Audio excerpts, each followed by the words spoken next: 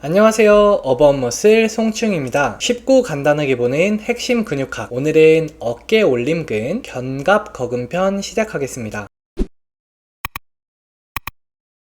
먼저 해부학적 위치를 살펴보겠습니다. 어깨 올림근은 경추 1번에서 4번까지의 가로돌기에서 시작해서 어깨뼈 위각에 정지하게 됩니다. 이때 근섬유는 꼬여있는 형태를 보입니다. 경추 1번에서 시작한 섬유가 어깨뼈에 붙을 때 아래쪽에 부착하고 경추 4번에서 시작한 섬유는 어깨뼈에 붙을 때 위쪽에 붙게 되어서 위아래 섬유가 꼬인 형태를 띠게 됩니다. 이런 섬유 형태를 보고 진화론적 관점을 가지고 있는 사람들은 인간이 사족보행을 했다는 증거라고 말합니다. 그 이유는 우리가 사족보행을 하기 위해서 엎드렸을 때 앞쪽을 보기 위해서 고개를 들게 되는데 이때 이 꼬인 섬유가 풀리기 때문입니다. 다음은 기능입니다. 어깨 올림근의 기능은 다른 근육들과 마찬가지로 기시점이 고정되어 있을 때와 정지점이 고정되어 있을 때로 나뉠 수 있습니다. 먼저 기시점인 경추 부분이 고정되어 있을 때는 어깨뼈를 위로 올리는 움직임을 만들 수 있습니다. 이 근육의 이름도 그래서 어깨 올림근입니다. 두 번째 기능은 어깨뼈의 아래쪽 회전입니다. 이 움직임은 어깨 올림근의 단독적인 작용은 아니고 마름근들과 작은 가슴근의 짝힘에 의해서 만들어집니다. 여기서 짝힘이란 여러 근육들이 서로 다른 방향으로 힘을 냈을 때 이 힘들이 합쳐져서 하나의 움직임을 만들어내는 것입니다. 어깨 올림근은 어깨뼈의 위각을 위 안쪽으로 당기고 마름근은 어깨뼈 안쪽을 척추뼈 쪽으로 당기고 그리고 작은 가슴근은 어깨뼈의 부리돌기, 이 앞쪽에 있는 부리돌기 쪽에 붙어서 이 어깨뼈를 앞쪽 아래로 당기게 됩니다. 그래서 이 세 개의 힘이 합쳐져서 어깨뼈를 아래쪽 돌림을 만들게 됩니다. 반대로 등 세모근 편에서는 위쪽 돌림할 때 짝힘이 나왔었는데요. 이 어깨뼈의 위쪽 돌림할 때 짝힘을 만들어내는 근육은 위 등세모근, 아래 등세모근, 그리고 앞 톱니근이 있었습니다. 자세한 내용은